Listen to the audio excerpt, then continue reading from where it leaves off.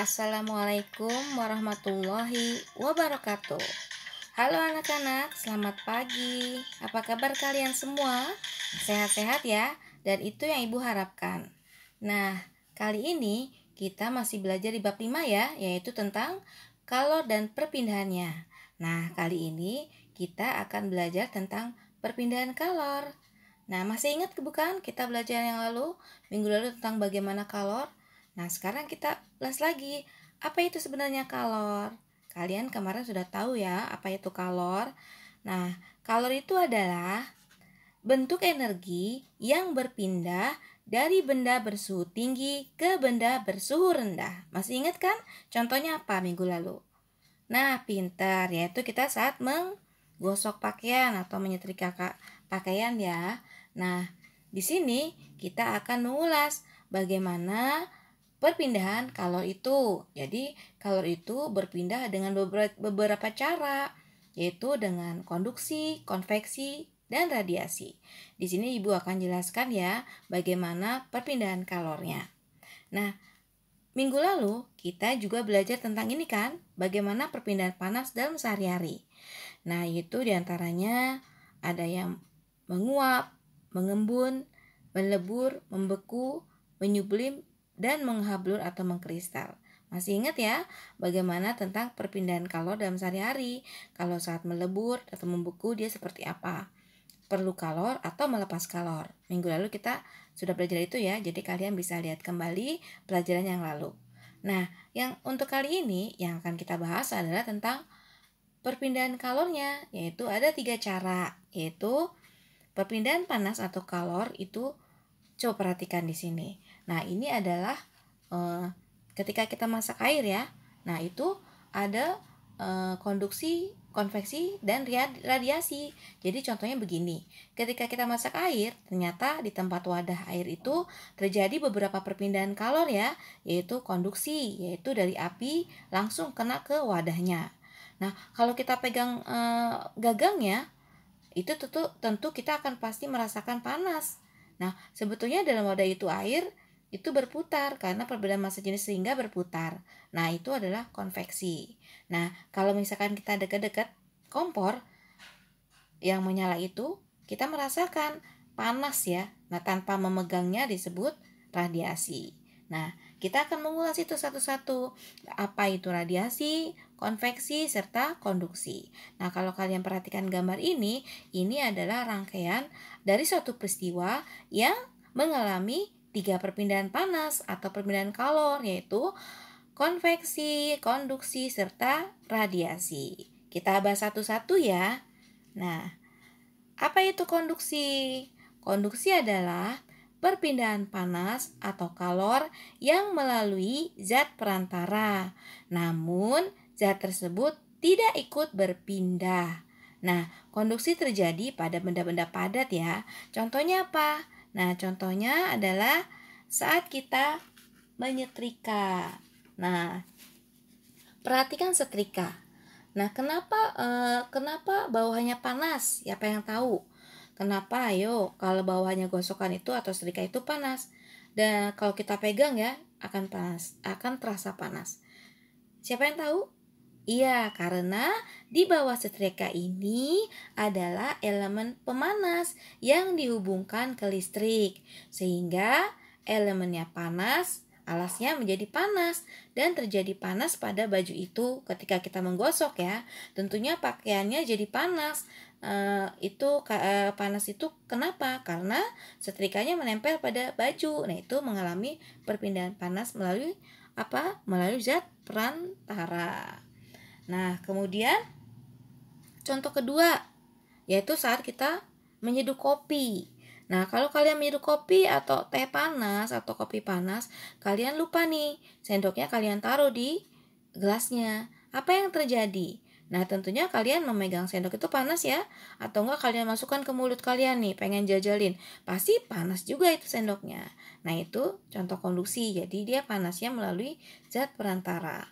Atau contohnya lagi ini, hot plate ya. Kalau kalian pernah makan di piring hot plate itu di restoran atau sejenis hot plate seperti itu, nah kalian akan merasakan kentangnya masih panas, semuanya masih panas. Kalau kita pegang piringnya juga panas. Nah itu konduksi yang melalui zat perantara ya, tapi zat itu tersebut tidak pindah, hanya melalui zat perantara, kalori yang melalui zat perantara panasnya.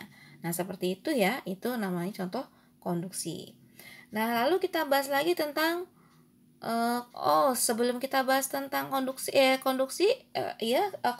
ya, tentang konduksi ini ada pengantar listrik yang disebut konduktor. Jadi kita belajar konveksi, nanti kita ingat dulu ini. Dalam konduksi ada pengantar listrik yang baik disebut konduktor. Semua jenis logam ya, contohnya ada besi, ada baja, ada tembaga, ada seng, ada juga aluminium.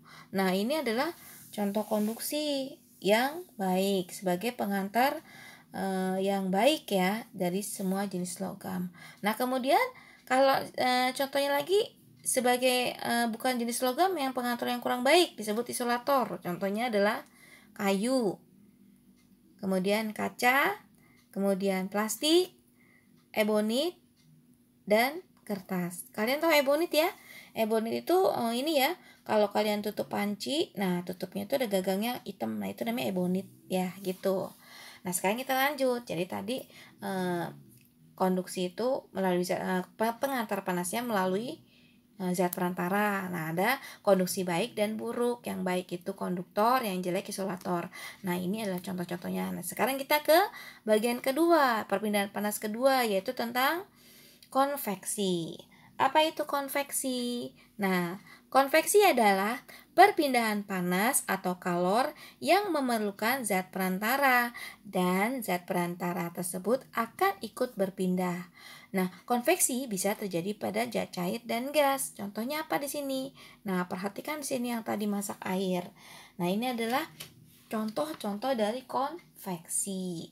Nah, ketika kita memanaskan air atau airnya dipanaskan, nah, ketika dipanaskan airnya ini membesar ya, volumenya memuai dan massa jenisnya menjadi kecil, pindah ke atas. Setelah ke atas, dia jauh dari api kan?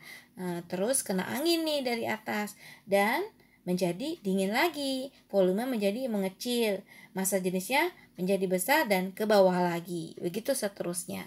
Jadi kalau kalian sudah praktek di rumah, melihat kejadian di rumah, kalian harus perhatikan.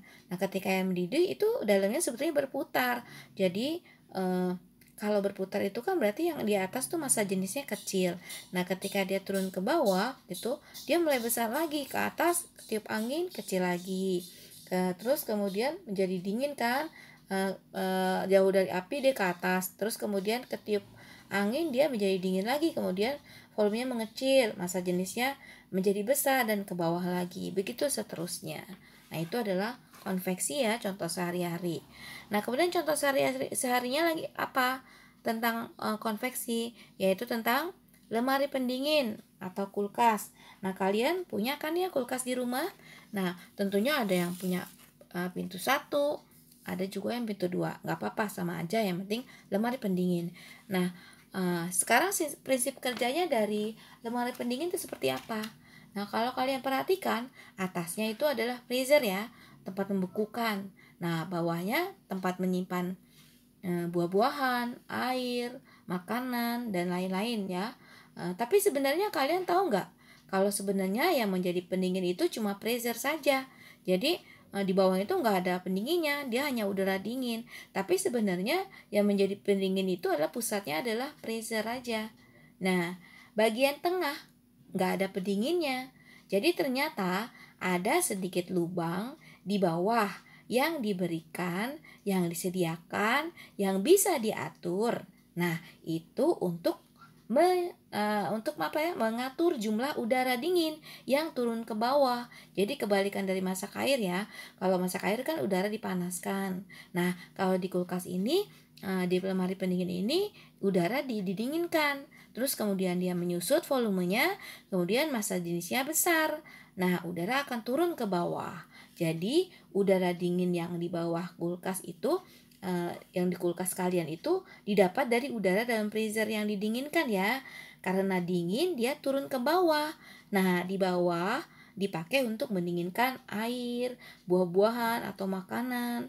Nah, karena didinginkan ya, lama-lama kan hilang tuh panas. Jadi hilang, jadi panas dan naik lagi ke atas. Di atas ketemu freezer lagi, didinginkan lagi. Kemudian dia turun lagi ke bawah. Begitu seterusnya. Jadi perputaran ya, perputaran udara dingin ke bawah, setelah menjadi hangat lagi, naik lagi ke atas, turun lagi, seperti itu prinsipnya. Nah, itu adalah fenomena atau terjadi konveksi dalam sehari-hari. Contohnya dalam lemari pendingin dan masak air yang tadi ya. Nah, kemudian kita ke peristiwa angin darat dan laut. Nah, ini juga sama, peristiwa konveksi. Kalian tahu nggak? Nah, peristiwa angin laut dan darat ini ternyata air dan tanah itu memiliki kalor jenis yang berbeda ya, sehingga air itu lebih susah panas, lebih susah dingin.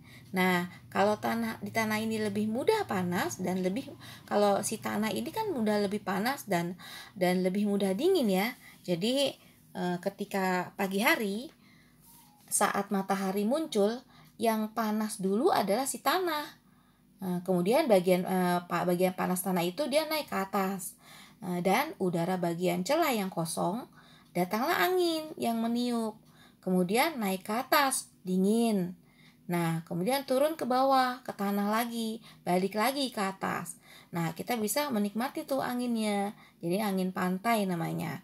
Makanya kalau pagi hari itu angin pantai ya, dan bisa nelayan untuk pulang ke laut ya jadinya. Kalau ketika malam hari kebalikannya, ternyata suhu tanah dingin, turun. Nah, si lautnya yang masih panas. Karena masih panas, dia membagi panas. Udaranya panas kan tuh, dan udara naik. Nah, udara dari daratan bertiup ke arah laut yang kosong. Nah, yang udara naik lama-lama mendingin, turun lagi. Nah, ini semua terpengaruh dari sifat massa jenis dan pemuaian ya. Jadi malam hari itu biasanya dimanfaatkan oleh nelayan untuk melaut gitu ya. Jadi itu peristiwa angin darat dan angin laut itu salah satu peristiwa konveksi juga yang terjadi di keseharian. Udah paham ya bagaimana contoh-contoh konveksi dan bagaimana terjadinya konveksi. Nah, kemudian kita ke radiasi. Apa itu radiasi? Nah, radiasi adalah perpindahan panas atau kalor yang tidak membutuhkan zat perantara. Nah, radiasi panas terpancarkan dalam bentuk gelombang elektromagnetik dan biasanya terjadi pada gas ruang hampa ya, pada gas dan ruang hampa. Contohnya apa? Nah, itu sinar matahari. Kalian sering kena sinar matahari kan, radiasinya. Tanpa kalian pegang, tanpa kalian melalui perantara, tapi langsung kena dia, ya.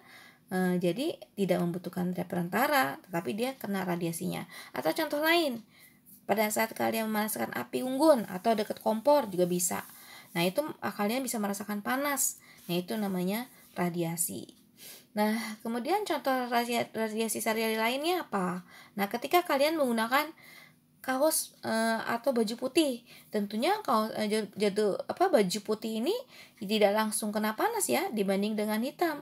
Kalau hitam dia menyerap sekali. Nah, makanya permukaan putih dan mengkilap merupakan penyerap dan pemancar radiasi yang buruk karena dia nggak langsung menyerap. Kemudian kalau hitam dia kusam, penyerap dan pemancar radiasi yang baik. Nah, jadi kalau kalian keluar panas-panas sebaiknya pakai hitam misalnya putih, karena biar tidak merasakan panas, cepat panas.